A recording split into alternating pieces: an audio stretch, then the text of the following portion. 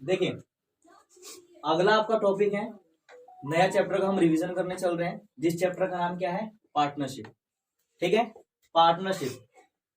Partnership हम लोगों ने पहले पढ़ रखा है, अब हम इसका रिवीजन क्लास करने चल रहे हैं। तो सबसे पहले इसके बारे में हम लोग पढ़ते हैं कि पार्टनरशिप होता क्या है। ठीक है, तो पार्टनरशिप क्या होता है।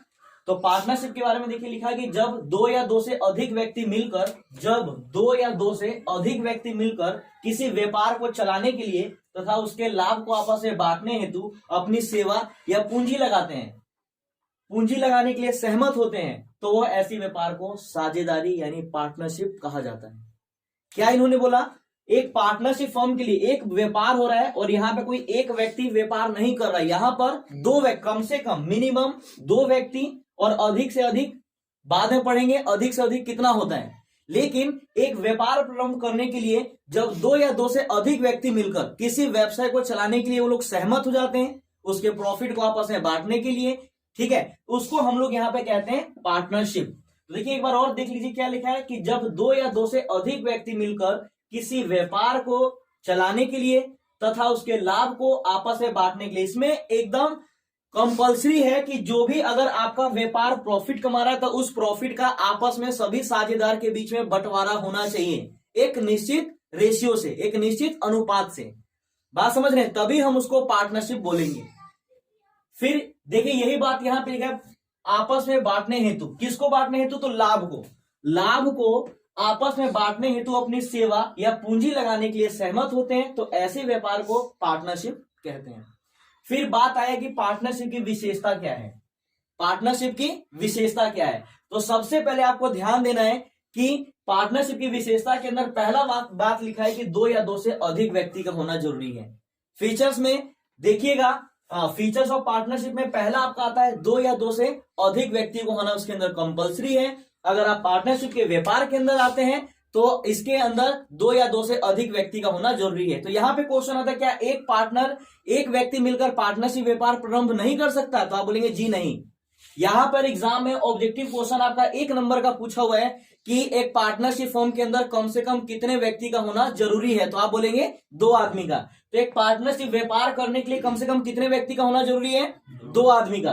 तो यही लिखा हुआ है कि दो या दो से अधिक व्यक्ति, अधिक के बारे में अभी हम बात नहीं करेंगे, अधिक के बारे में हम बाद में बात करेंगे, लेकिन एक पार्टनरशिप फर्म को चलाने के लिए कम से कम 2 व्यक्ति का होना जरूरी है।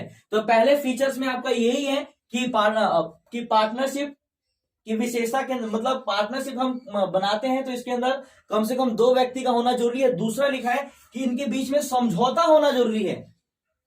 समझौता समझते हैं, समझौता को इंग्लिश में हम लोग बोलते हैं एग्रीमेंट। एग्रीमेंट क्या होता है, कोई बताएगा हमें एग्रीमेंट के बारे में कि एग्रीमेंट क्या होता है। देखिए एग्रीमेंट होता है कि आप जो भी क्रिया करते हैं, जो भी आप एक्टिविटीज करते हैं, उसको आप क्या करते हैं, एक पेपर पे, एक डॉक्यूमेंट के ऊपर उस पे सारी चीजों को आप लिख कर देते हैं, सभी चीजों को लिख देते हैं, वही आपका एग्रीमेंट होता है। जैसे मैं आपको बार बार एक एग्जांपल देता हूं कि जो मोमडन का मैरिज होता है वहां पर क्या होता है, वहां पे पूरा लिखा पढ़ी के साथ होता है, और जो हिंदू का शादी होता है उसके अंदर क्या होता है, कोई लिखा पढ़ी नहीं होता।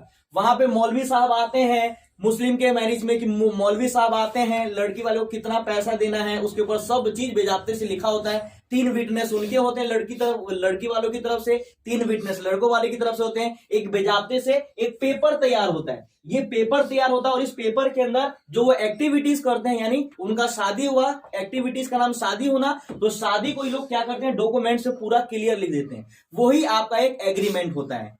तो बात आता है कि एग्रीमेंट बनाना क्या जरूरी है। यहां पे देखिएगा एग्जाम में क्वेश्चन पूछा हुआ है कि समझौता होना क्या जरूरी है, एग्रीमेंट बनाना क्या जरूरी है पार्टनरशिप व्यापार के अंदर, तो आप क्या बोलेंगे, पार्टनरशिप बनाना जरूरी है, बोलिए अनिवार्य है यानी कंपलसरी है, कि आपका वॉलेंट्री यानी ऐच्छिक है, कि दोनों है, कि इनमें से कोई नहीं। अगर एग्जाम में आपसे क्वेश्चन पूछ ले कि पार्टनरशिप फॉर्म में एग्रीमेंट बनाना क्या आवश्यक है, मतलब क्या जरूरी है, तो आप क्या बोलेंगे, दोनों होगा। दोनों कैसे हो जाएगा साहिल, वॉलेंट्री है सर, वॉलेंट्री है आपका। जो एग्रीमेंट बनाना है ये आपका वॉलेंट्री है। और यहाँ पे एक और क्वेश्चन है, अगर आपसे सबसे पहले सिंपल लैंग्वेज में क्वेश्चन पूछ ले कि पार्टनरशिप फर्म के अंदर एग्रीमेंट बनाना क्या जरूरी है, तो आप बोलेंगे जी नहीं, ये आपका वॉलेंट्री है, ये आपका ऐच्छिक है। आपका मन है तो आप बना सकते हैं, आपका मन है तो आप नहीं बना सकते हैं, लेकिन हम एक एग्रीमेंट बनाते हैं। इसका क्या बेनिफिट होता है कि भविष्य में, फ्यूचर में अगर कोई पार्टनर के बीच में आपसी विवाद हो तो उस विवाद से बचने के लिए हम लोग एक एग्रीमेंट तैयार कर लेते हैं। यहां पर एक क्वेश्चन और आता है कि एग्रीमेंट बनाना, तो आपने बोला कि एग्रीमेंट बनाना ठीक है। दूसरा बात ये कि एग्रीमेंट यदि हम बना रहे हैं तो एग्रीमेंट क्या लिखित और मौखिक हो सकता है? तो आप बोलेंगे जी हाँ, अगर आपने एग्रीमेंट किया है तो वो लिखित रूप से भी ठीक है और मौखिक रूप से भी ठीक है। अगर आप मौखिक करते हैं तो भी वो वैलिड है, आप अगर लिखित करते हैं तो भी वो वैलिड है, एक रिटर्न और एक ओरली। तो एग्जाम में यहां से एक क्वेश्चन पूछा हुआ है कि एग्रीमेंट लिखित होना चाहिए कि मौखिक होना चाहिए, तो आप बोलेंगे कि लिखित और मौखिक दोनों प्रकार से ही ठीक है। लेकिन अगर हम लिखित कर लेते हैं एग्रीमेंट तो उससे हमें क्या बेनिफिट मिलता है? अगर हम लिखित कर लेते हैं तो उससे हमें क्या बेनिफिट मिलता है कि कल अगर कोई पार्टनर किसी पार्टनर के साथ धोखा करता है तो वो जाके कोर्ट में उसके नाम पे एफआईआर दर्ज करा सकता है, यार अपना जो भी उसका हिस्सा का मिलता है वो अपना कर सकता है। तो यही बात लिखा है कि यहां से दो क्वेश्चन आपसे एग्जाम में पूछेगा कि पार्टनरशिप फॉर्म में एग्रीमेंट बनाना क्या जरूरी है, तो आप बोलेंगे जी नहीं, ये ऐच्छिक है, आपका वॉलेंट्री है। ठीक है। दूसरी बात कि एग्रीमेंट लिखित रूप से होना अनिवार्य है कि मौखिक रूप से होना अनिवार्य है, तो आप बोलेंगे लिखित और मौखिक दोनों रूप से ही होना अनिवार्य है। फिर इसके बाद तो एग्रीमेंट का मतलब समझे क्या है एग्रीमेंट का? ये कुछ भी नहीं है कि जो आप पार्टनरशिप फर्म के अंदर कितने पार्टनर, मान लेते 3 से 4 पार्टनर है, ये चारों पार्टनर ने क्या किया, एक एक्टिविटीज करने जा रहे हैं, एक व्यापार करने जा रहे हैं। इन्होंने बोला कि हम इस व्यापार को कर रहे तो एक काम कर ले, एक लिखित एक पेपर तैयार करके इस पेपर के अंदर हम लिख लेते हैं कि हमारे कितने पार्टनर हैं, हम क्या काम करना चाहते हैं, पार्टनर का नाम क्या है, हमारे व्यापार का काम क्या है, कहां पे इसका एड्रेस है। अगर ये सब चीज हम लिख लेंगे, पार्टनर कितना कैपिटल लेके आया है, ये सब चीजों के बारे में एक हम पेपर पे लिख लेंगे सारी एक्टिविटीज को, तो वही हमारा एक एग्रीमेंट बन जाता है। उसी को हम लोग बोलते हैं समझौता, कि सारे पार्टनर ने एक बिजनेस करने से पहले एक समझौता किया और इसी समझौते के आधार पे हमारा व्यापार चलेगा। इसी को हम लोग कहते हैं एग्रीमेंट। तो पार्टनरशिप की विशेषता के अंदर सबसे पहले हमने पढ़ा कि पार्टनरशिप व्यापार के अंदर 2 या 2 से अधिक व्यक्ति का होना जरूरी होता है। दूसरा हमने पढ़ा कि आप समझौता होना चाहिए। अब जब पार्टनरशिप का व्यापार है तो उसके अंदर एग्रीमेंट भी होना चाहिए, लेकिन आपका एग्रीमेंट वॉलेंट्री है, आप कर भी सकते हैं और आप नहीं भी कर सकते हैं। दूसरा बात, लाभ का उद्देश्य। अगर आप पार्टनरशिप व्यापार कर रहे हैं तो आपका एक उद्देश्य ये भी होना चाहिए कि हमारा व्यापार प्रॉफिट अर्जित करे, मतलब प्रॉफिट कमाए। अगर प्रॉफिट कमाएगा तभी वो आपका पार्टनरशिप व्यापार कहलाएगा। अगर मान लेते हैं कि हम यहाँ पे 4-5 आदमी और एक ग्रुप बनाकर हम जा रहे हैं क्रिकेट मैच खेलने जा रहे हैं, एक पार्टनरशिप में जा रहे हैं, मैच खेलने जा रहे हैं, तो हम वहां पे इसको व्यापार नहीं कहेंगे। सब चीज है, अगर आप लाभ के उद्देश्य से काम नहीं कर रहे हैं तो आपका वो पार्टनरशिप व्यापार नहीं कहलाएगा। बात समझ रहे हैं? तो पार्टनरशिप व्यापार के लिए एकदम कंपलसरी है कि आप जो व्यापार करने जा रहे हैं, आप जो काम करने जा रहे हैं, उससे आपको प्रॉफिट होना चाहिए। ठीक है। दूसरा बात आपका लिखा है कि वैध व्यवसाय। ऐसा तो नहीं कि हम लोग तो पार्टनरशिप कर लिए, हम प्रॉफिट भी अर्न कर रहे हैं, लेकिन व्यापार हमारा इलीगल है। पार्टनरशिप के अंदर जितना भी इसके फीचर्स लिखे हैं सबको हमने फॉलो कर लिया और अंत में आके हम देखे वैध व्यवसाय के लिए हमने वैध व्यवसाय लीगल हमने काम नहीं किया। बिहार के अंदर मान लेते हैं, बार बार हम शराब का एग्जांपल देते हैं कि यहां पर जैसे शराब बंद है, लेकिन हम 5-7 आदमी मिलकर काम करने लगे कि हम यहाँ पे शराब बेचेंगे। शराब बेचने का हमने यहाँ पे काम शुरू किया, वहां से हमें प्रॉफिट भी आना शुरू हो गया, उस प्रॉफिट को हम लोग आपस में बांटते भी हैं। तो यहाँ पे देखिए 5 से 7 आदमी है तो 2 या 2 से अधिक व्यक्ति हुए व्यापार के अंदर।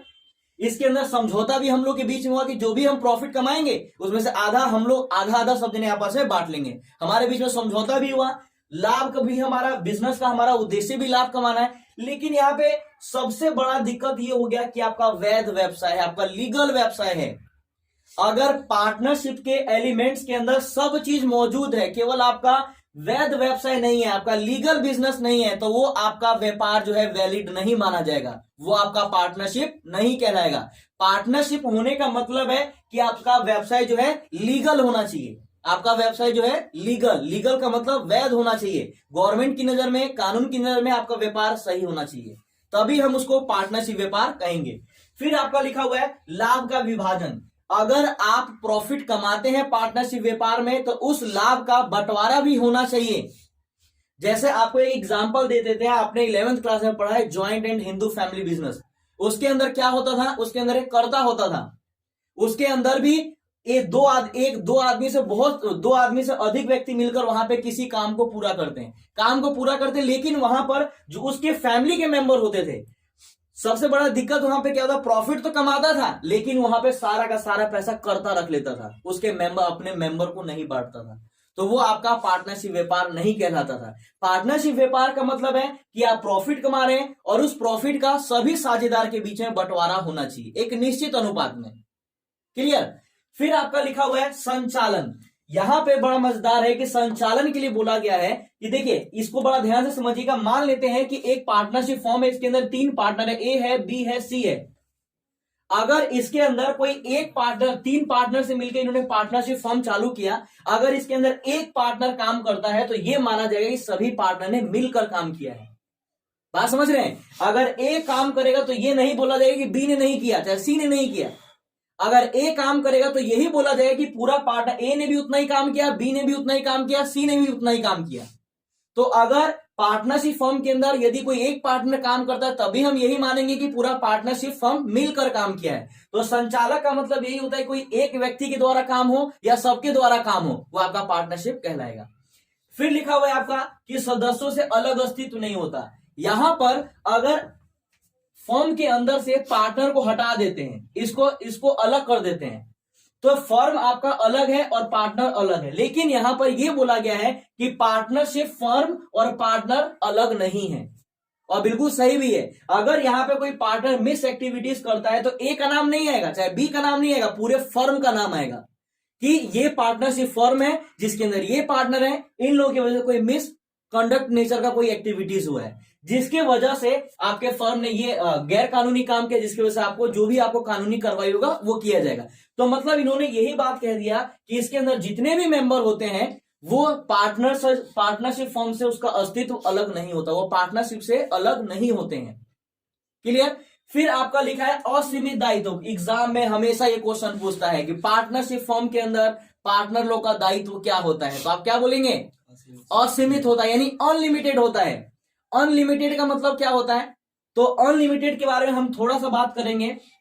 देखें, अनलिमिटेड का मतलब होता है कि पार्टनरशिप फर्म के अंदर जो पार्टनर होता है उसके 2 प्रकार की पूंजी होती है। एक पूंजी तो उसके पास है, तो ऐसा होता है जो फर्म के अलावा पूंजी होता है, जो उसके घर पर होता है, जो उसकी प्राइवेट प्रॉपर्टी होती है। प्राइवेट प्रॉपर्टी में उसका घर आ गया, चाहे उसका जमीन का पेपर है, चाहे उसका घर का अपना गाड़ी है, चाहे कुछ भी ऐसा चीज है, तो उसका एक प्राइवेट प्रॉपर्टी है। और फर्म के अंदर मान लेते हैं 5 लाख रुपए उसने कैपिटल इन्वेस्टमेंट कर रखा है, तो ये उसका फर्म का कैपिटल है। मान लेते हैं किसी सिचुएशन में फर्म को लॉस होने लगे और आपका पार्टनरशिप फर्म इंसॉल्वेंट होने की कगार पे खड़ी हो जाए, और जब फर्म आपका इंसॉल्वेंट होने लगा तो आपके फर्म के अंदर आपका फर्म का दायित्व तो इतना बढ़ गया कि आपके 5 लाख से रिकवर नहीं हो पा रहा है। तो ऐसे कंडीशन में क्या होगा कि जो उसका प्राइवेट प्रॉपर्टी होगा, ओनर का, जो पार्टनर का, उसका जो प्राइवेट प्रॉपर्टी होगा उसको भी बेचकर इसका कर्जा चुकाया जा सकता है। इसीलिए बोला गया है कि पार्टनरशिप फर्म के अंदर पार्टनर लोग का जो दायित्व होता है वो आपका असीमित होता है, वो आपका अनलिमिटेड होता है।